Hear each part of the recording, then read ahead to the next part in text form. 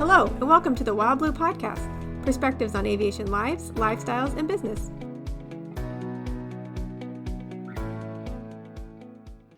Hello, everyone. Welcome to the Wild Blue Podcast. My name is Todd Minton. I'm here with Chris Kirk. Chris, today I thought we might talk about buying aircraft in this challenging market. There's a lot of considerations. Every market, obviously, making a big purchase on aircraft is always a challenge and always something that's going to sort of consume a person for a period of time. But man, in today's market, aircraft are selling quickly. Aircraft are going for higher prices than they were even 6 months ago, let alone 6 years ago. So I thought we might want to discuss a few aspects of this market and of buying an aircraft in general, and what we might look for, what we might recommend that buyers look for. You got any thoughts on that? Yeah, let's start off in looking at what the current market is right now. So here we are in June 2021, and for at least the last 8 to 10 months, it's been a very strong seller's market. You agree with that? Oh, yes. And so, there's a lot of activity. I mean, everybody knows this. You look at recreational vehicles or housing market, at least in our area, is super strong.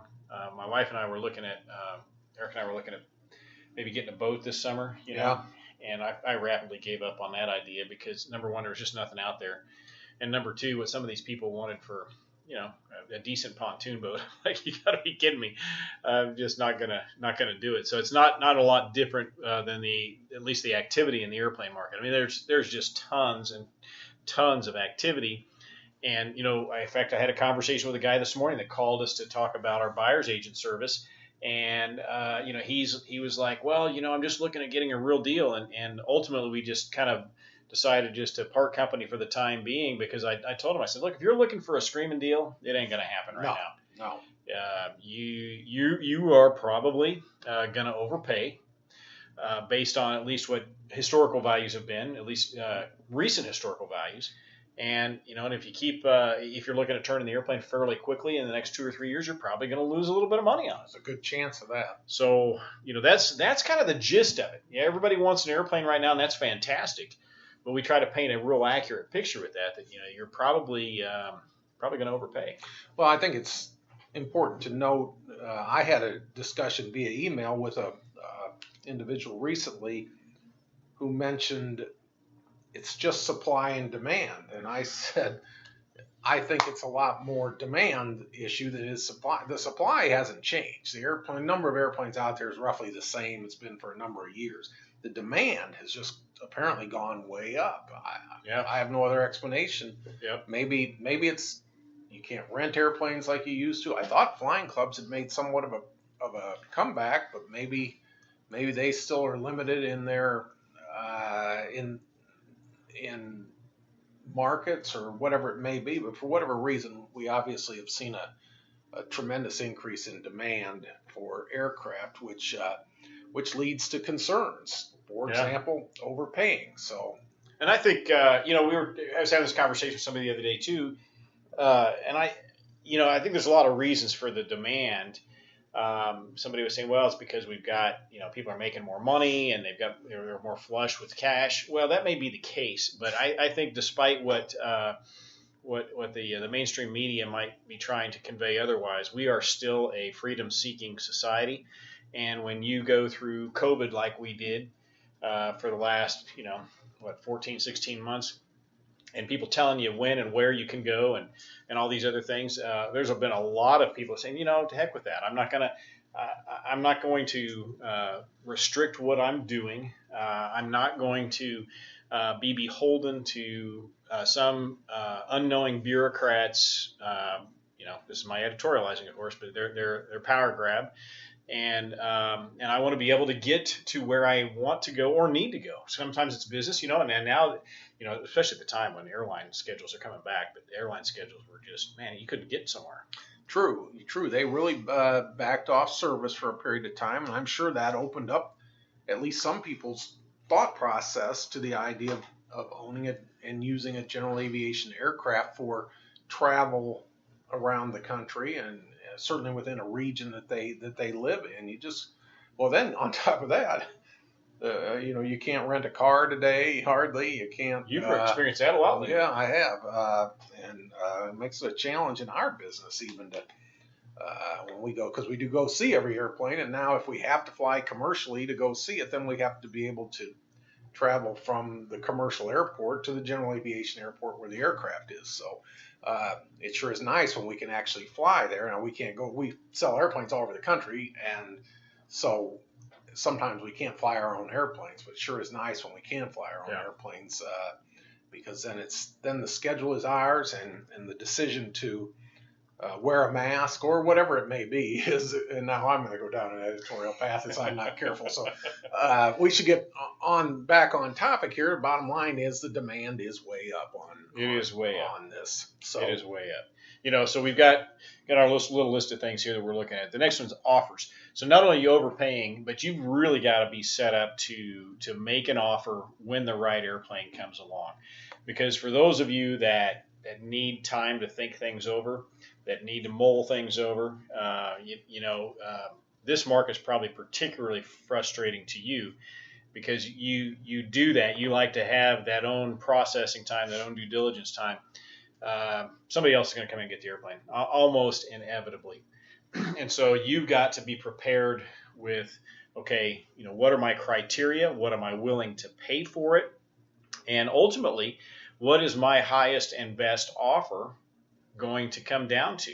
Because I can go out there and throw out a lowball offer. In the meantime, and this, I'm not just trying to say this to promote our business because I think it's happening just about everywhere. But in the meantime, you're getting 5 or 6 other offers. Well, guess what? They just forgot about you.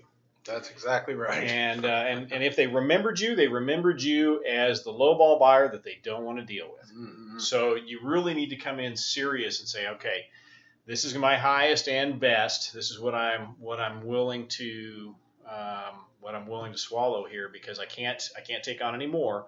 But I also understand that if I go back to the slightly old school way of offering back and forth, you're probably going to turn the seller off if they haven't already had 2 or 3 other offers higher than yours come in. Right, and we have seen bidding wars on airplanes, and that's not historically. You go back over the years, that's not historically how things went in this. We'd prefer that not to be the case, honestly.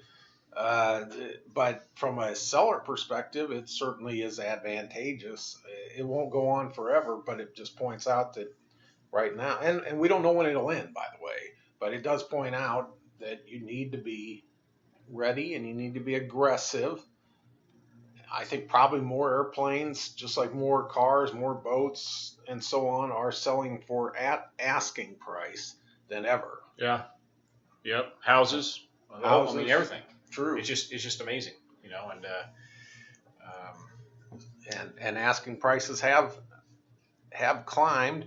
There are some, I think, still some sellers that maybe don't have their pulse on the market when they go to sell their airplane, and they may price it a little lower.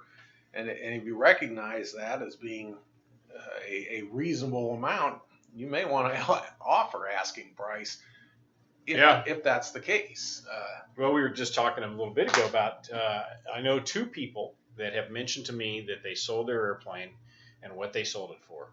And I just kept my mouth shut and smiled and said, congratulations. But the numbers that they mentioned were well below what I know we or probably any other broker could have gotten for them, because we know what those airplanes are really selling for.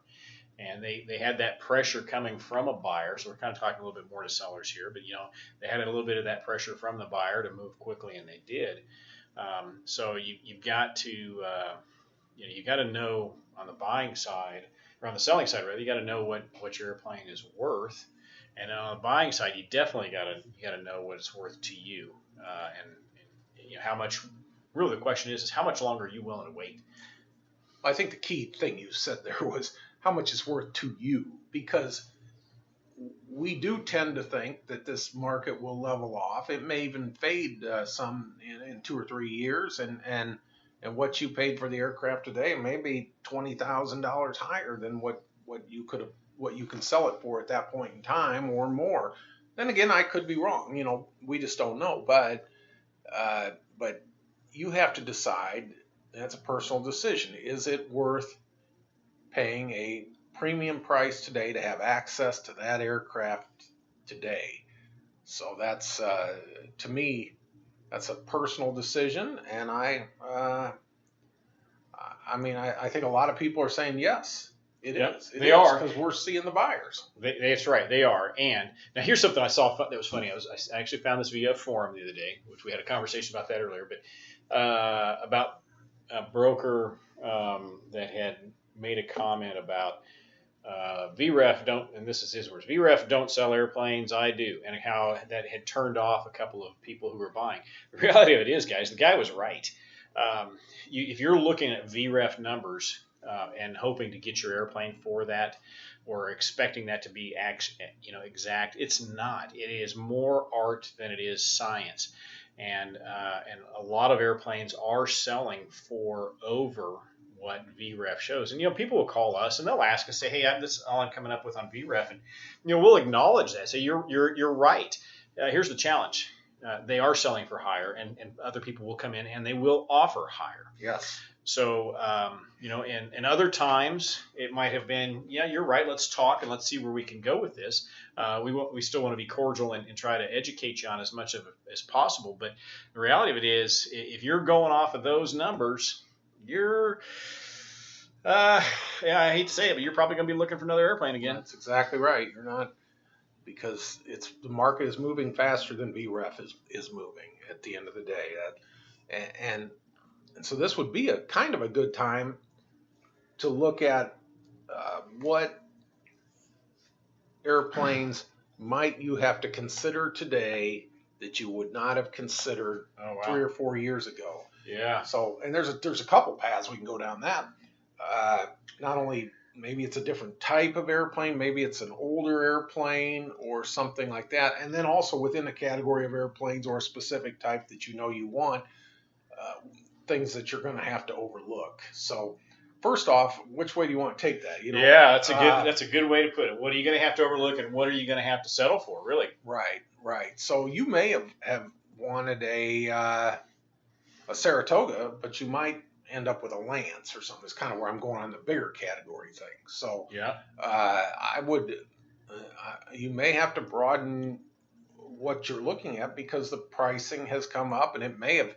Maybe over the course of the last 2 or 3 years, you thought, well, I can afford this much in a couple of years. I want to get that Saratoga. But now we've come to that point. Saratogas have gone up $25,000. You may want to start thinking about a Lance. Yeah. Or you may want to start thinking about, hey, you know what? That green and yellow interior is not so bad after all. Yeah, that's a good point. Maybe I can live with that old, that old radio or whatever. That's also a good point. There's opportunity to buy maybe one's equipped with a 430 or something, and do you really need a 750 to? Sure, it'd be nice, but the 430, at the end of the day, the airplane is still going to get you from point A to point B with the 430. So you're right; those are the kind of I hate to say, how would I word it? Soft requirements, maybe that you need to start considering. I can live with or without. The question I think it boils down to is you got to ask yourself: do I love flying, and do I want to be able to fly, or can I only fly in this specific of an airplane? Right? Can I only fly in a post 1990 A36? Where maybe in the reality I can get an early 70s F-33 because that's where the prices are right now. A lot of guys, too, talk about both airframe and engine time, but specifically engine time. And I think that's a good area where you might be able to do somewhat well in the long run. Because if you're willing to buy an aircraft that's a little closer to TBO, you've got a legitimate argument for buying that at less cost. I mean, with the seller and negotiating and so on, and the demand on that particular airplane. If things got 1,650 hours on a 2,000-hour TBO or 1,700 hours, you know, you might have a good a leg to stand on Right. as far as negotiating. And honestly, you know, if you're only going to fly the airplane, I mean, you can buy yourself 2 or 3 years in that case, maybe. Before you have to overhaul the engine. Maybe financially, you start saving for it and you work toward that. So that's an area in today's market that I think I would definitely consider in order to rein in my cash outlay today. Yep. And some things might be deferred squawks. So, maybe you're willing to accept something that somebody hasn't done that you would prefer to have done, or maybe it actually needs to be done, but that could be a negotiating tool. But the flip side of it is especially if it's a deferred discretionary item, don't expect the seller to comply with that. So, again, talking on the Saratoga thing, had a guy call the other day about an airplane. It wasn't even one we were representing, but it was. He's like, that I'm trying to think of the service bulletin. The service bulletin where you pull the wing tanks. Oh yeah, and inspect the spar and all that. That's like a 7-year item by the per the factory. The reality of it is it's not required at all. Right. And he was letting that get in the way. And I'm like, number one, it's not required, and number two, back to the thought, there's probably 3 or 4 buyers lined up behind you, and he's willing to move on to the next guy to make it as easy of a deal for him as he can. So we find that over and over again, whether it's a guy that's selling the airplane by themselves or whether we are representing him. Really what it boils down to on the offer that you structure is how easy are you going to make it on that seller? Hurdles include financing and delays in financing. They include a really onerous pre-buy inspection. Yes. It involves delivery. It involves, any kind of oddities in closing if it's a foreign transaction. So the more of those items you can get off of the table, the easier it's going to be to for the seller to say, hey, I'm willing to accept that. In fact, we will encourage a seller oftentimes to take a lower price if the offer is clean, because we've been down this enough times to know that when the offer is not clean, it almost always ends up costing the seller more money at the end of the day. Absolutely. I think you just hit a bunch of points there that I hope potential buyers were listening to, because there are people that just have a mindset that they want to win a deal, or they're just, I don't know, they just have this kind of an attitude that they're going to be, I'm not going to get taken at all. Well, of course, you shouldn't get taken, but you can let that attitude creep into things that are unnecessary, make the seller ultimately say, no, I'm not going to deal with these issues. So if you're inclined to be that way, first of all, we all should be honest with ourselves. How are we in doing a deal? And then secondly, if you're inclined to be that way, you may want to really either think about backing some of that off so you can buy an airplane, or you may want to wait until the market has changed, which may be 6 months, it may be 6 years. We don't know. Or getting that third party in between, that broker or that is helping you, that broker who is helping you with the process and separating your emotions from, from the realities of that negotiation, putting you that one further step away. I think that is a benefit that brokers, whether it be us or someone else, offers in a sort of a buyer service scenario that allows us to be a voice of reason as a third party, and I think that's well worth investigating if you're of that kind of a mindset. Well, Todd, what is it we've seen lately that has been kind of a hurdle as these airplanes go through that pre-purchase inspection process? Well, let's see. What hurdles have we seen recently? We've seen some that wanted to go a little too far away. So but what's I'm kind of thinking of one thing in general. We get these we're sending a 30-year-old airplane, even a 10-year-old airplane in for pre-buy. What's been a bigger hurdle that we've seen? Yeah, we've seen them wanting to compare it to a new airplane, set the standard. At least that's what comes to my mind. Is we've seen ones that have been the standard for your 35-year-old airplane is the 2021 airplane, right? And that's you can't do that. You can't expect a 19. We had one a while back. What was that? 94 B36TC. That the standard was a 2019 or whatever the year was G36. And it's just not. That's not reasonable. Yeah. When a shop comes back with 40 items and most of them are little nickel and dime items that they're trying to make your airplane brand new or this airplane brand new. That's usually a non-starter, and that's one of those things you've got to be willing to overlook and say, okay, what are the so-called big rocks here that I need to address, and that we want to have addressed, and what can I live with? What can I overlook? What can I back to the settle with? Right. I mean, obviously things like major corrosion or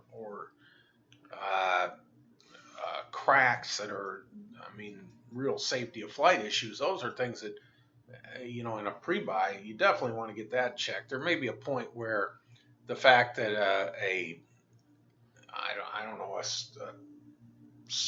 some screws in the panel is stripped or whatever. I don't know. I think you have to be reasonable on that. Well, you're right. You have to be reasonable, but you also have to be. You got to be honest with it. So, for example, this is one of those things that kind of irritates me a little bit when I see a pre-buy inspection come back, and it talks about something. Okay, for example, we just kind of a pretend thing here, but let's say we got an airplane that's got the engines at TBO, all right, and then the shop will come back and say, and then the price has been negotiated, by the way, as right. Hey, this engine's going to need to be replaced. Everybody knows that, right? You're getting an airplane that you're going to have to replace the engine on.